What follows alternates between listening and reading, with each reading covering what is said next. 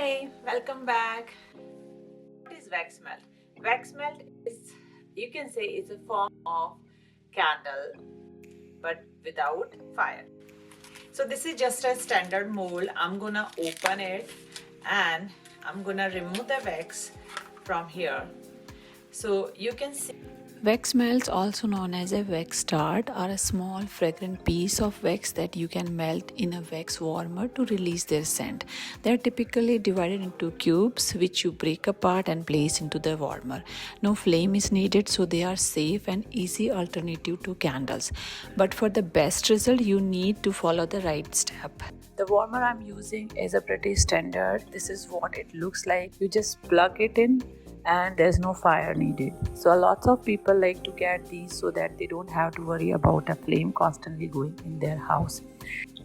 To get started, you'll need a few supplies. I recommend getting a pouring pitcher. This is necessary if you're doing either the double boiler method or if you do have type of presto pot at home. You'll need this with either method. Pouring pitcher is essential for transferring the melted wax into the mold. Personally, I use pouring pitcher to add fragrance oil in melted wax. Double boiler or presto pot. You'll need one of these to melt the wax. Double boiler is traditional method that uses steam to heat the wax, while presto pot is modern option that heat directly. If you want to go as a professional candle maker, then eventually you're gonna buy presto pot. But if you are just making for fun or as a hobby, boiler is a best cheap option. You will also need a kitchen scale to measure out your ingredient accurately. Next, you'll need wax mold. You can get them from Amazon or you can use silicone mold as well as. For wax, I recommend using soya wax dart, and for fragrance oil, I'm going to make a different scents batches. So here I'm gonna use Egyptian amber from Candle Science, cocoa butter cashmere from Midwest Fragrance Company, Walking in the Woods from California Candle Supplies, Jamaica Me Crazy from California Candle Supplies. My most of fragrance oil either way come from California Candle Supply or Candle Science. Those are very nice. I love them. If you're new, they have lots of suggestion based on notes also, so you can go and check out their website. Now I'm gonna measure my fragrance oil as I'm gonna make it in a batches. So I'm gonna use a small silicone cup to measure and put it on side. Measuring our fragrance oil, let's talk about few things that are going in my mind. First, make sure the oil you're using is recommended to formulated for the particular wax that you are using. Soya wax is a popular choice, especially soya 464, which you can get it from any popular website. Candle Science gives a rating on how well an oil work with soya wax. Another thing to keep in mind is that certain oils are meant to give a subtle fragrance while others are stronger.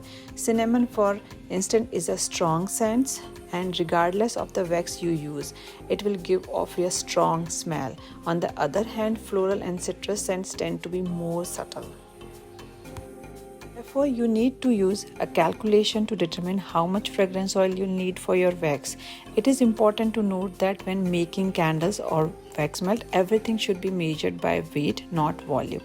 This is why a kitchen scale is essential. 6 clamshells, we are using 400 grams of tart wax and 55 grams of fragrance oil. Since I'm making several batches, I repeat the same process, and all these batches are the same size. So they use the same amount of wax. So each cup has around 55 gram of oil. So it's roughly 14%, a little bit higher for wax melt. That's the amount I like to use for candles. I usually use 9 to 10% most of time, but the wax melt, you can squeeze a little bit more oil in there and you don't have to worry about wicking. So the wax I'm using is a dart wax that can hold up to 18% of fragrance oil. So make sure that whenever you are making candles or wax melt, to check with your supplier how much percentage of fragrance oil they can hold. So don't use more than what recommended. It's not safe. I'm going to add temperature at 185 and stir it well. To speed things up, I want to show you an entire process of stirring the entire time, but I do stir for about 1 minute or so. Generally, the most important thing is to stir until the time to pour. I don't want to pour when it smells too hot because it can actually go through plastic container. So I'll try to pour no hotter than 160, but I'm usually around 155 or 150 mark.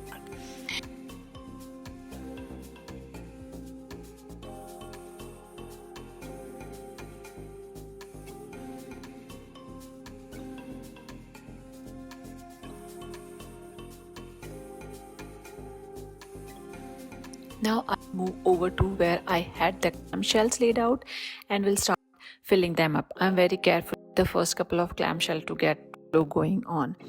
But I wanted to talk about the tool that I'm using. It's a game changer in my candle making process.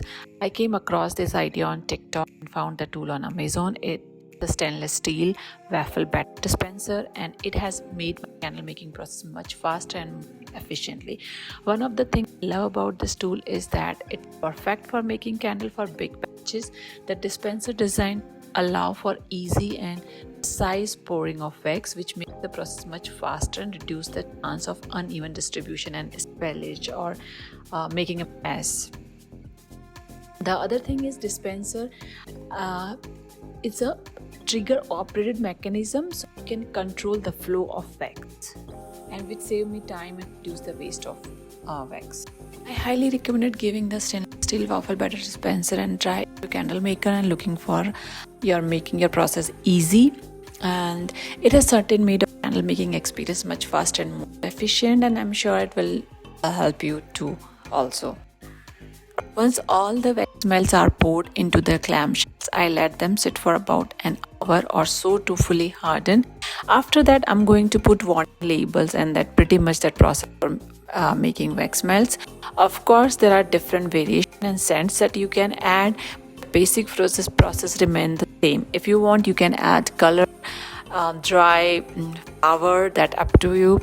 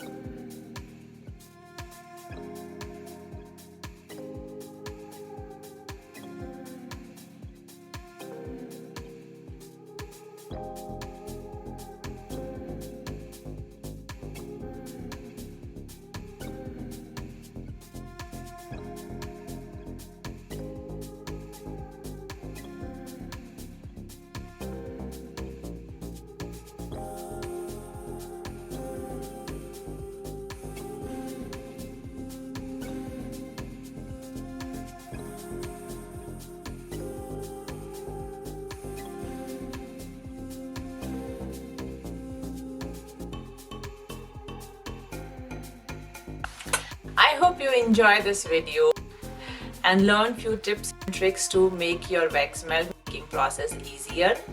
Don't forget to give thumbs up to this video if you enjoyed, and don't forget to subscribe us for more tips and tricks for your DIY projects and for your small business. See you next week.